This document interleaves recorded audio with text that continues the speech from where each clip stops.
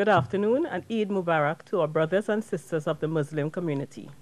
Welcome to today's virtual media conference to apprise you of government's efforts to combat COVID-19.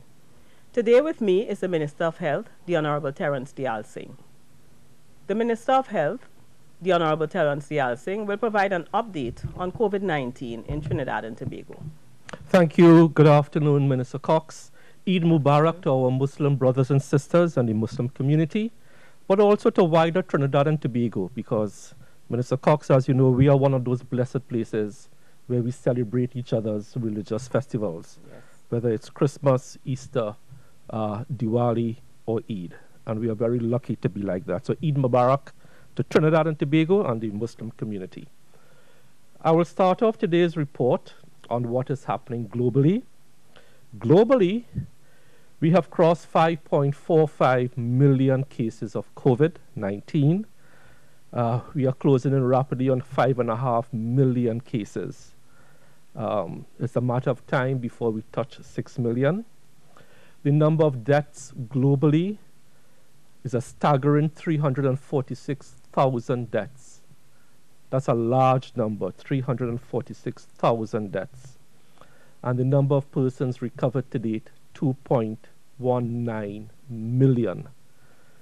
So about 5.5 million cases and only about 2.19 million recovered. Where are we in Trinidad and Tobago with this? The number of samples submitted to both labs, CARFA and our UWI testing site to date stands at 2,930, so we are closing in on 3,000 tests. Number of patients tested, that is unique patients test completed, 2,513. The number of community tests, 1,177, so that continues to climb. Of that 1,177, 88 will be from Tobago, and the rest will be from the other counties in Trinidad. Number of repeated tests, 417. Number of positive cases remain constant at 116. The number of deaths, 8, same number, 7 in Trinidad, 1 in Tobago. The total number of persons discharged, 108. We currently have no COVID-19 positive patients in our hospital system, whether that is Cora, Couva, Princess Elizabeth, which we have been using. So there are no hospitalized patients. What has changed since we last met will be the number of persons that we have in our quarantine facilities. The total number of persons we have quarantined amounts to 87, and they are currently distributed amongst 3 centers, and they are Debe, where we have 59, CASCADIA, where that number has gone up to 7, where we put patients with unique circumstance. TACARIGUA, we have 21.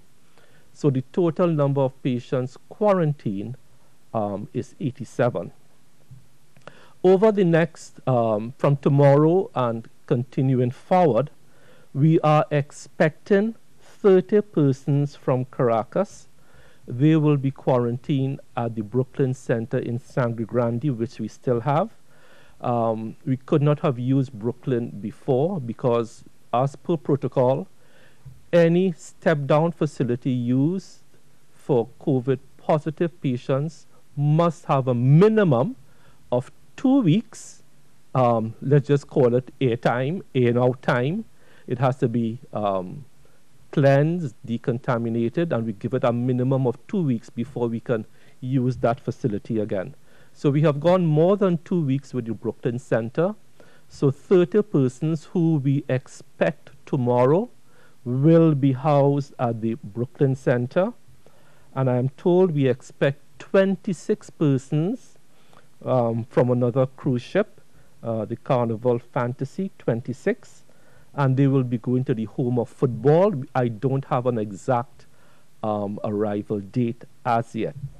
So, just to recap, currently we have 87 persons in quarantine at 3 facilities, and we expect another 56 on land over the next, starting from tomorrow and into the near future. So, Minister Cox, that is my report for today, and I look forward to answering questions.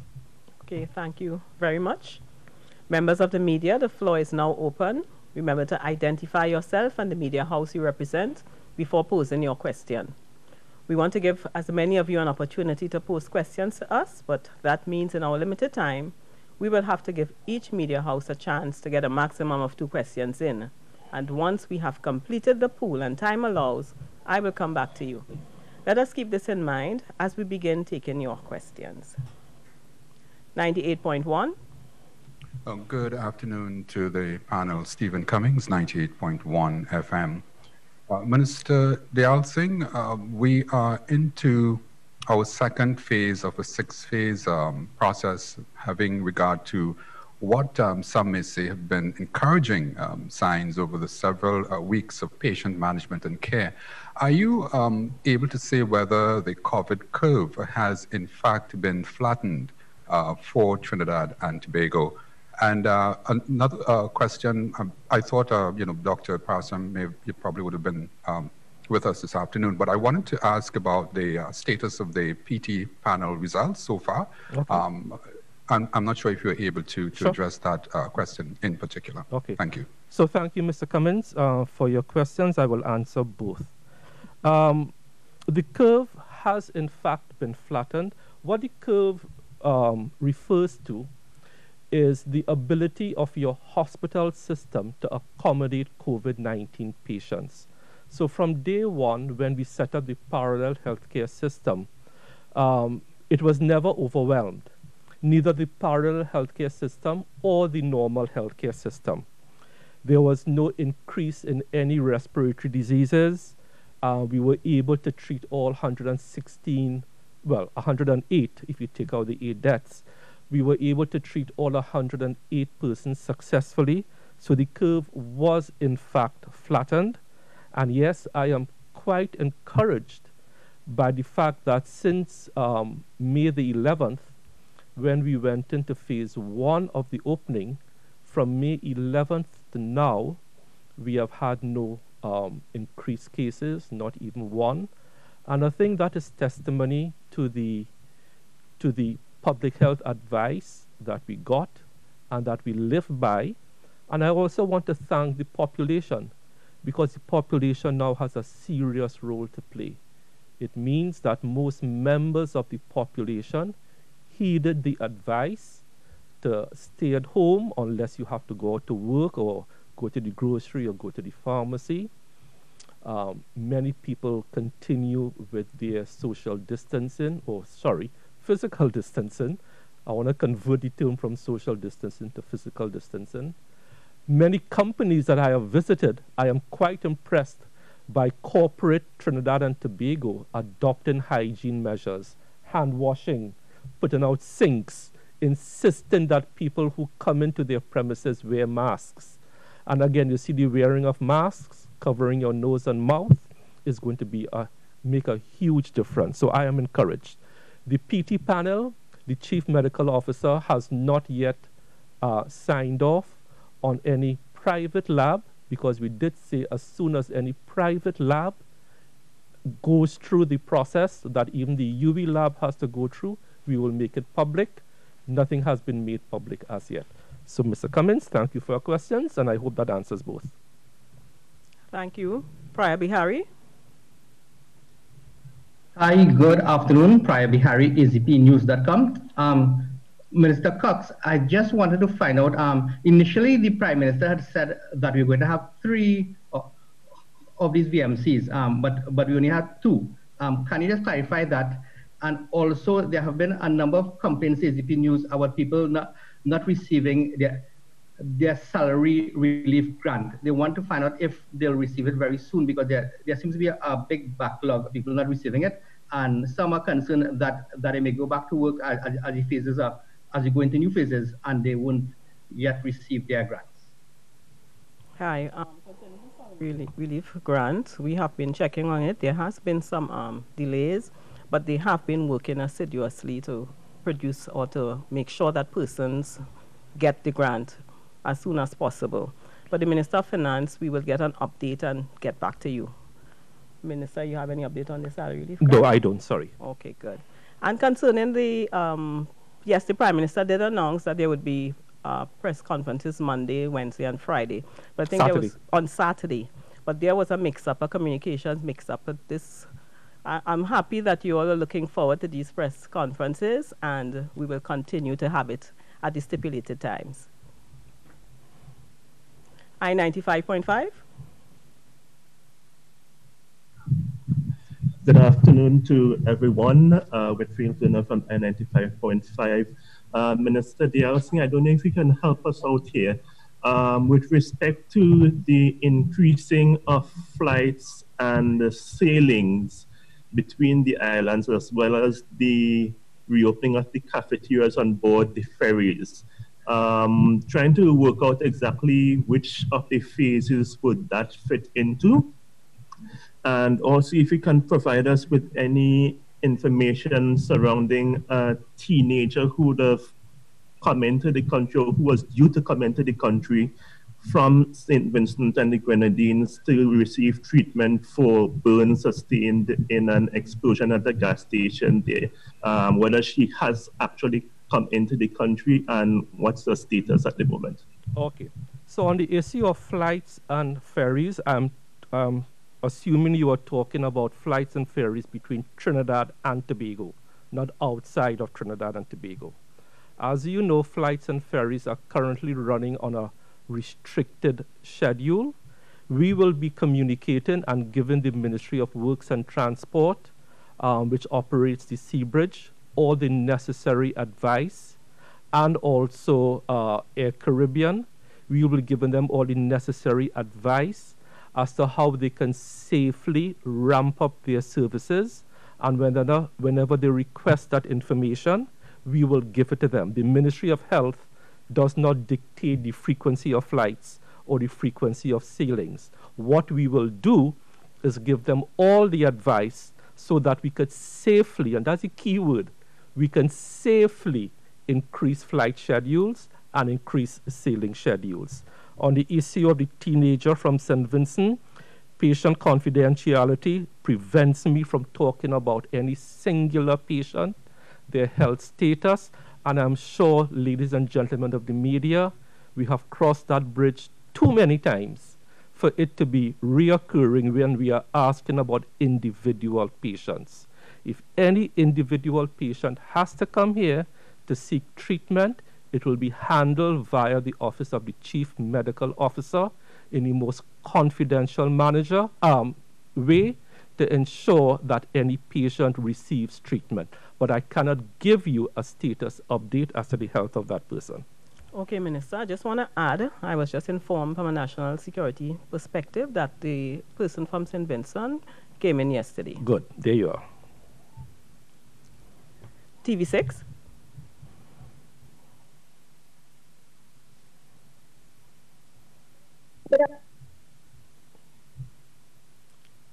TV6, are you hearing us? Just to make sure you're hearing me. Yes, Yes, we're hearing you now. Good afternoon. Almost said good morning, Urvashi. Good afternoon. So, Minister, I know you did speak about arrangements for cruise ship workers. Yes. And you did speak about on-land quarantine facilities. But the National Security Minister, I read he was talking about whether or not these persons could be detained on vessels. Just to be certain, will anyone be quarantined on the vessels? And just to offset that with the previous official statements from health officials that the cruise ship environment increases the spread of the virus. Yeah. So that's one question there. My second question relates to the migrants being detained. The 32, I believe, Venezuelan migrants. What is their status along with the 22 Coast Guard crew that have been quarantined? Have they been visited by health officials? Okay, so let's take it one at a time. So if we could not use the word detained, detained sounds as if you have committed a crime. We are not detaining anybody. we are quarantining people for their own health and that of the community. On the issue of cruise ships, we had a meeting with the Minister of National Security on Friday, and he answered this in the Parliament on an urgent question. When we have large numbers by the hundreds that you want to quarantine, we are in fact looking, and we threw out the option to the Minister of National Security, which he is addressing with the agents for these ships, that we simply may not have enough land-based facilities to quarantine 300, 400, 500. Yes, cruise ships under normal conditions where you have a mixture of positive cases, passengers, thousands of crews, a cruise ship is not the ideal environment to be in at the best of times. These cruise ships now have been totally decanted of passengers for maybe months on end. The crew complement has gone down from thousands to now tens and hundreds. As I said earlier, when we are rotating facilities, we wait for at least 2 weeks before we rotate a facility. So if, and this is a big if, the Minister of National Security finds agreement with the cruise ship operators to use their facilities, it will be under the quarantine protocols of our port health as managed by the Chief Medical Officer, working in conjunction with the onboard medical personnel. We have already discussed that. The issue of the migrants, the Minister of National Security is the best person to talk about that. And on the issue of the Coast Guard officers, I did say in an answer to an urgent question on Friday, those Coast Guard officers are under quarantine conditions under the care and management of the medical professionals of the Coast Guard. So, Urvashi, I hope that answers your 3 questions. Thank you, Urvashi. Minister, I just want to add that the 32 Venezuelans were returned to Venezuela yesterday. So the 32 Venezuelans are no longer a matter for Trinidad and Tobago. Okay. CNC3.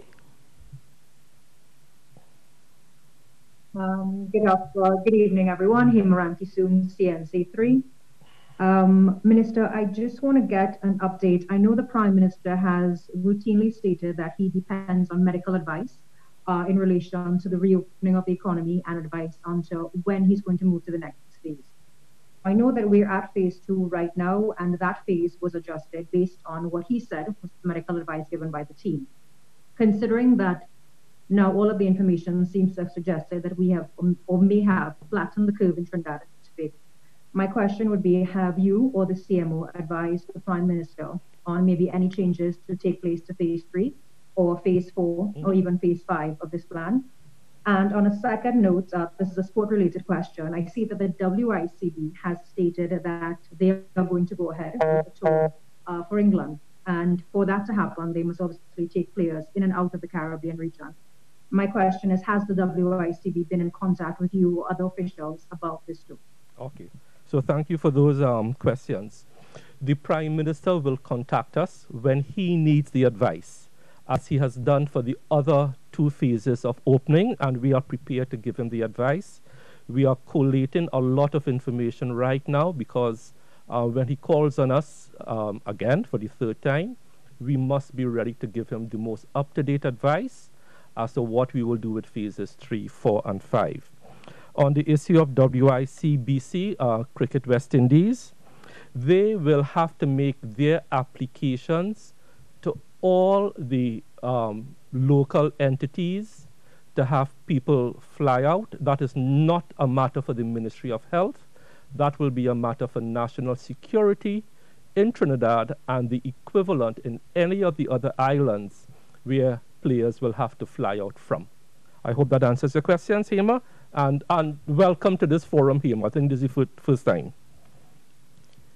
Yolande Thomas. Good afternoon, Yolande Thomas from Caribbean Lifestyles Communications.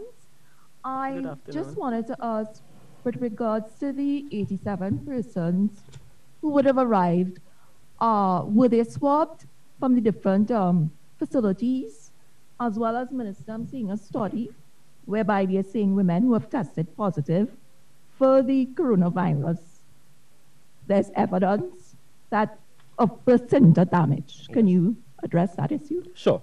So as per protocol, all persons in our facilities, whether it's a hospital facility, primary care, secondary care, tertiary care, step down, incoming nationals, are as a matter of protocol swabbed. So the answer is yes. On the issue of the placenta syndrome, I read that same article and I sent it to Dr. Adesh Singh, who is the Director of Women's Health. He is aware of it, and he has told me so far in Trinidad and Tobago, we don't have an issue with it, but our obstetricians and gynecologists are on the lookout for it as this COVID-19 situation evolves. And I want to say how important that question is. And this is why we can't flip a switch to open the economy in one fell swoop. Because we are getting more and more information about the negative health impact of COVID-19 that we didn't have even a week ago. You have blood clots developing in young, healthy people. You have children developing something similar to Kawasaki syndrome. And now you have this thing about the placenta in mothers. And that is why I think we can't rush the total reopening. I think the phased approach that we have done so far is standing the health of our citizens in good stead. We understand the need to get everybody employed. We understand the need to open the economy. But every day you are getting more and more new symptomology with children, with pregnant women. So I think the path that we have chosen, which is a careful path, has really stood us in good stead so far. So I thank you for the question. Thank you, Minister. Express.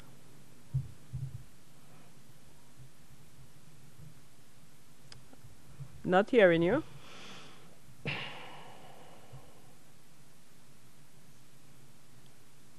I'm not hearing Express. This is mic on.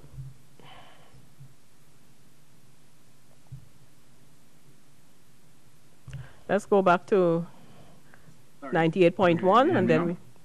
Hello? Hi, good day. Sorry, you hear me? Yes, we're hearing you now. All right. Good day, all.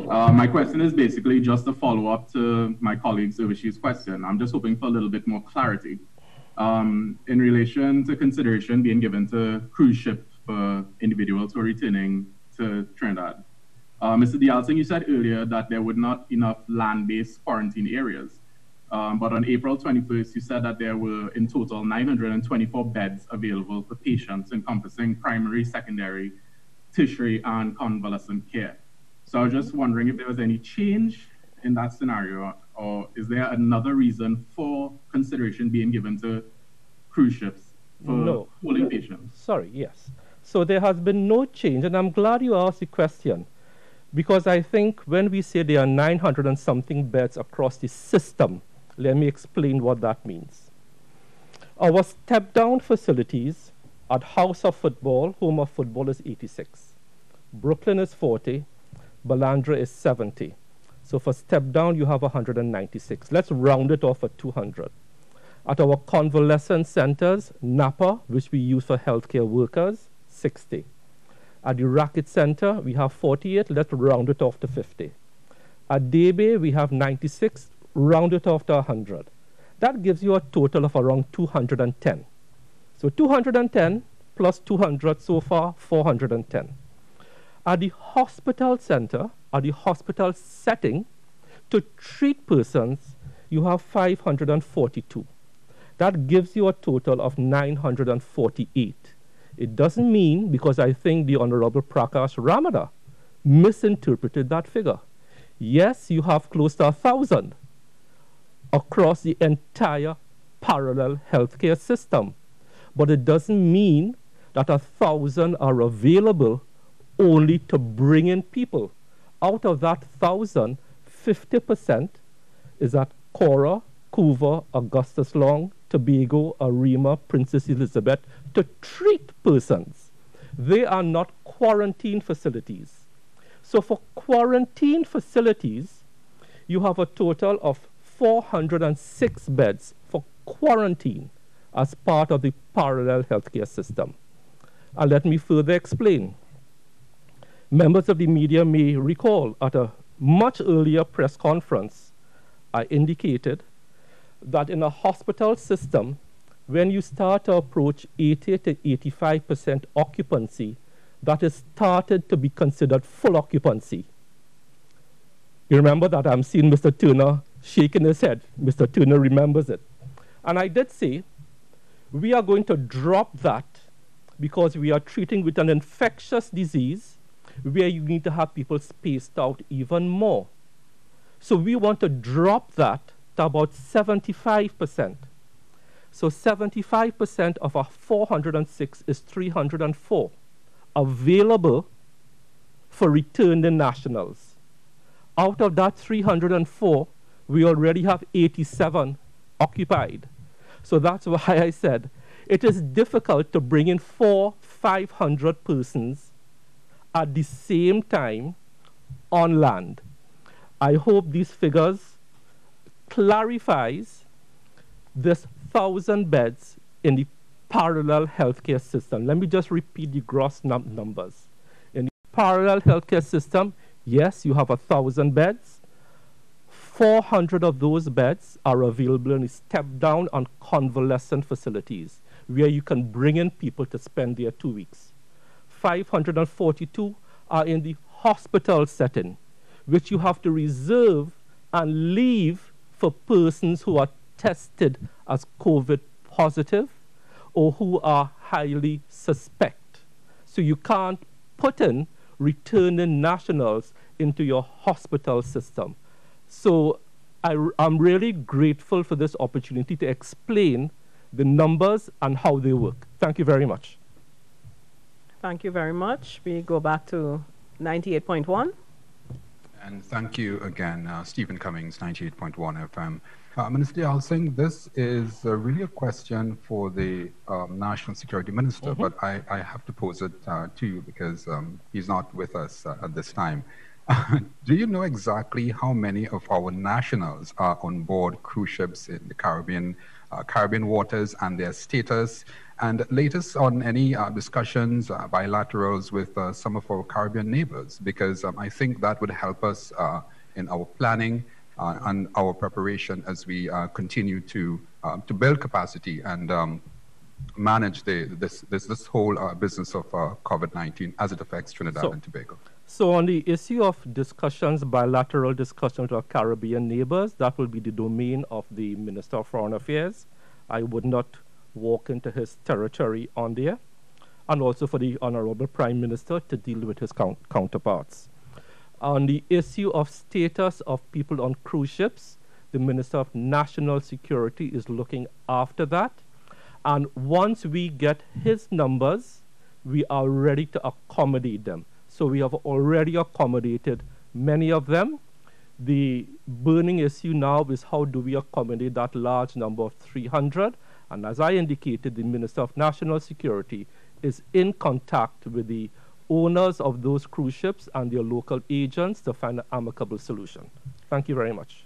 Minister, as we talk about cruise ship, just want to report that I have been informed that some cruise ship workers that was dropped off in Grenada and Jamaica has tested positive for COVID-19. Yes. So we have to be careful how we manage it. Yeah. I'm glad you raised that, Minister Cox. I didn't want to say it, but you said it. We have to be very careful how we treat with these cruise ship workers. We understand their angst. I mean, I wouldn't like to be floating around in no man's land for 70 days. No one will. We have to strike a balance as to how we treat with them and their valid concerns, but also how we protect 1.4 million people. So far, we have done well. As we get these people in numbers that we can manage on land, we will bring them in, as we have done. As I said, some are coming in actually tomorrow, and we will do our best to strike the perfect balance between our humanitarian efforts, but also protecting the lives of 1.4 million people. It's a fine balancing act, but so far we have done quite well. Thank you very much. Thank you. TV6. Good afternoon again. Thanks for the second opportunity. Just wanted to expand a bit on Hema's question about sports. We know that the horse racing fraternity minister would have written to you for a possible resumption on June 19th. Any response to them on the wider concern? We would imagine that health officials are actually looking at health protocols even for sports, because people want to resume life, but with health and safety as a new marketing tool, if you may. Could you tell us a little bit more about measures being recommended for sport? Sure. So thank you. That's an important issue to raise. So whether it's horse racing, whether it's your booksellers, whether it's places of religion, all are writing to me. So I'll give you a blanket answer. We will make decisions based on striking the right balance between economic activity, job creation, and public health and keeping people alive. Whether it's horse racing, as they have written and they have contacted you to advocate for them, whether it's booksellers, whether it's computer operators, whether it's security camera providers, hairdressers, massage parlors, the general advice is we will have already made public a general document for all industries to now take and adapt. It speaks to the public health measures, social distancing if possible, rotation of staff so that you don't have a crowded office, making sure that people who report to work ill are in fact sent home or encouraged not to come out to work. So we have submitted all of this. I signed off on it last week, Friday, I believe, and it's available for all industries. It was compiled using guidelines from CDC, WHO, and our local health experts, Dr. Saeed Rahman, former Chief Medical Officer, Dr. Clive Tilakdari, and a host of experts in the field.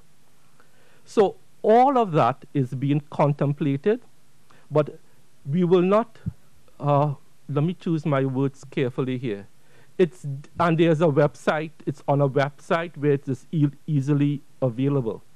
But I understand all industries are advocating for their particular industry to open up.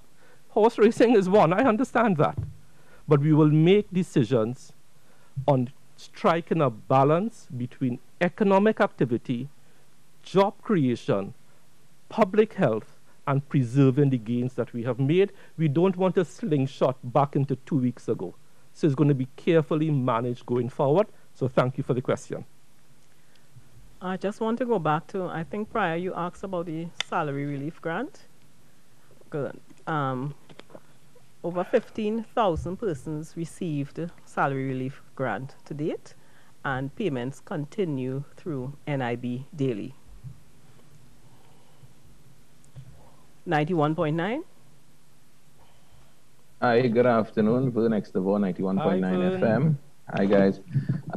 Just quickly, Minister Cox, if you could give us some information as to when we will hear from the Minister of Education. Last time I asked, you did say he will be on soon, but that was Monday last. So I'm looking forward to seeing him. If you could give us an update as to when he will join us. Also, I wanted to ask the Minister of Health to just probably detail, I don't know if this is a question. I don't think it's a question. It's just a request. We will try. That you detail. Hello? Yes, go ahead. We're hearing you. Go ahead. Are you hearing me? Yes, we are. All right, good. Just wanted to get some details on the process for the cruise people returning. If you could go through that, how they are being dealt with in terms of testing and then being quarantined and so on. But I am very concerned in terms of the cruise ship members. There is some talk on the ground that one caller called in on the station and made mention that there is the opportunity for these persons who were on cruise ships to sue the government. Do you see anything like that happening in your estimation? I know it may be a legal question. You might have to seek some advice. Okay. But if you could give us some insight on that, that would be helpful. Thanks. So I'll deal with the second part first, and then Minister Cox will deal with the first part. So whether you're a cruise ship person, a contingent coming from Barbados, a contingent coming from Venezuela, as per protocol, everyone is swabbed. Everyone is tested within the first 24 to 48 hours of their quarantine here, regardless of whether you're a cruise ship employee, the 33 people from Barbados. That is the protocol. So that's the answer to your first part of the question. On the part of suing the government, I think as Minister of Health, I will leave that for the legal experts to deal with. Okay, concerning the Minister of Education, very soon he will be here, hopefully later this week. All right, there are some things that they want to bring firm information. When he comes, he wants to give clear information on what's happening forward. So hopefully by the end of the week, he should be here. TTT? Good afternoon, Khrystal Wilson, TTT Limited. Health Minister, Yes. This is on behalf of a concerned member of the SWRHA. They're asking if clinics will be resuming operations tomorrow. They said they've not received any notifications, so they're actually wondering whether or not they are to turn up to work. And is there any update concerning the repatriation of UE students? I know arrangements are being made. Is there any set date when we can look forward to the batches coming home? Yeah. So clinics at all the RHAs, not only SWRHA, were working on a slightly restricted basis. Turning out to work will be determined by the Chief Executive Officer of the individual RHAs, not by the Minister of Health. So I would suggest to that employee, you contact the Chief Executive Officer or the General Manager HR, General Manager Nursing, the head of the Director of Health. That is not a ministerial decision. The RHAs operate and deliver health services, and they are the employer. We have restarted elective surgeries, as I indicated early last week and week before, and those patients will be called. We are prioritizing them now that we are going back to a more normalized part of the healthcare system. On the issue of UWI and those returning nationals, the Minister of National Security again is working through the logistics of that, and as soon as we have something, we will come back to you on that. Thank you very much. Thank you. Tobago Channel 5.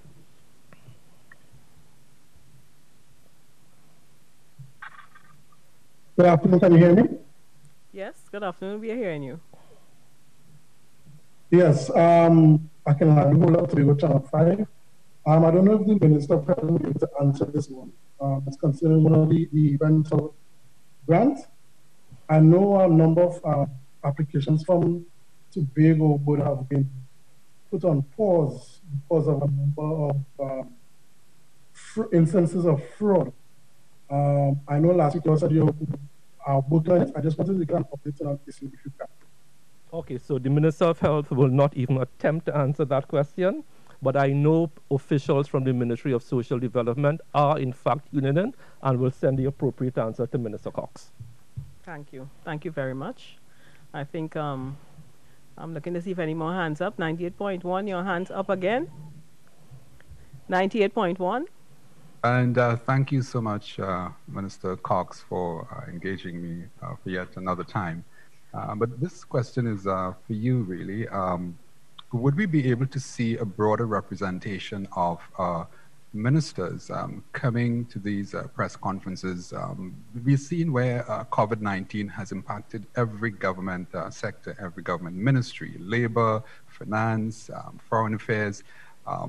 I'm just asking whether we would be able to see a broader representation, for example, foreign affairs. I don't think we have actually seen foreign affairs and the Minister of Labor. So those are very key ministries which, and ministers, their portfolios, asking whether we'll be able to see a broader representation across the board as we go forward. Well, as you are aware, this press conference is really hosted by the Ministry of Health. And so therefore the health issues would have taken, priority.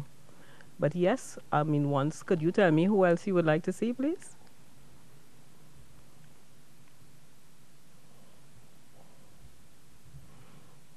Oh, we're not hearing him. Bilaterals and our Caribbean neighbors. I think the Minister of Foreign Affairs would be apt to treat with some of those matters, for example.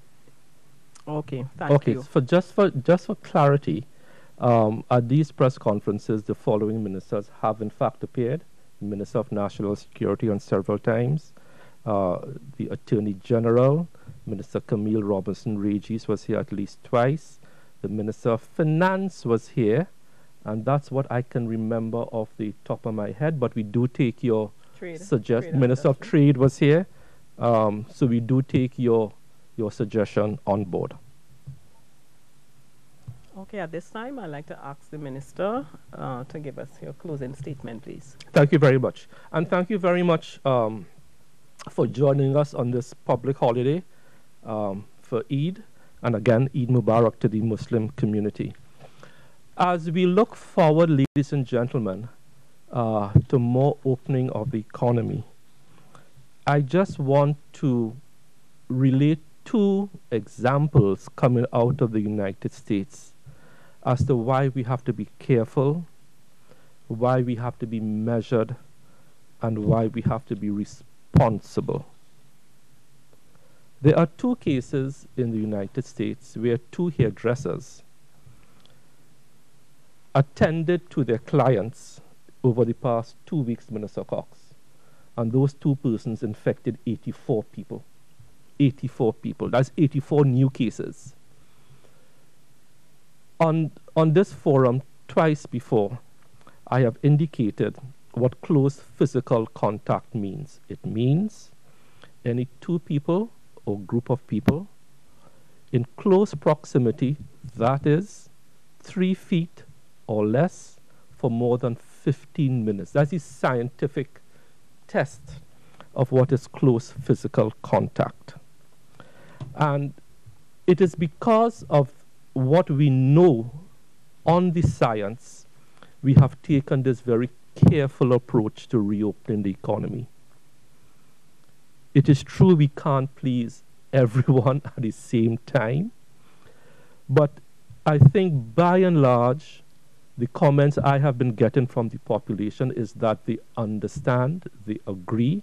There are some persons who have a difference of opinion, but we are doing all of this in a very responsible way to save lives and to make sure our hospital system does not become overwhelmed. The mere fact that we are recognized internationally as a world leader tells us that the path that we have chosen so far, led by the Honorable Prime Minister, is the correct path. And once we continue to get the type of numbers, or not get the type of numbers, because we have not been seeing that increase, as we said, we will revisit the timelines for the different phases. That promise was made by the Honorable Prime Minister, and he kept it last week, where we advance construction and we advance manufacturing. Let us continue to hold the line, hold the strain, make sure our numbers remain where they are, or even if they go up in a manner that we can manage.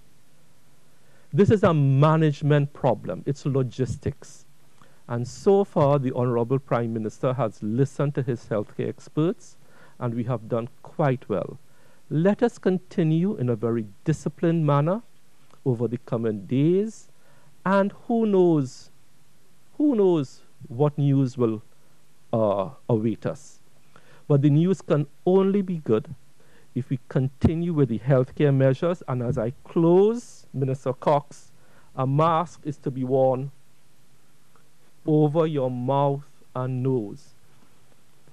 A mask is not to be used to support your chin. We are seeing too many of these. On Facebook, I'm seeing people calling it a chin hammock. Please, if we do this, simple measures, wash your hands, cough like this, we will come out of this in a much better place. Thank you very much, Minister Cox. Thank you very much, Minister. We have come to the end of today's virtual media conference, and do remember that the Ministry of Health and the Ministry of Communications are your only credible sources of government information on COVID-19. And as we go, happy Eid al-Fitr to the Muslim community of Trinidad and Tobago. May the lessons of self-restraint and discipline stay with you always, so you are now stronger and wiser. May your celebrations be filled with love, compassion, and charity. This year, Ramadan has undoubtedly been a challenging one for Muslims around the world. COVID-19 has had a tremendous effect on many of your traditions and celebrations. Despite this, you did not allow the challenges to dull Eid al-Fitr 2020. On behalf of the government of Trinidad and Tobago, Eid Mubarak.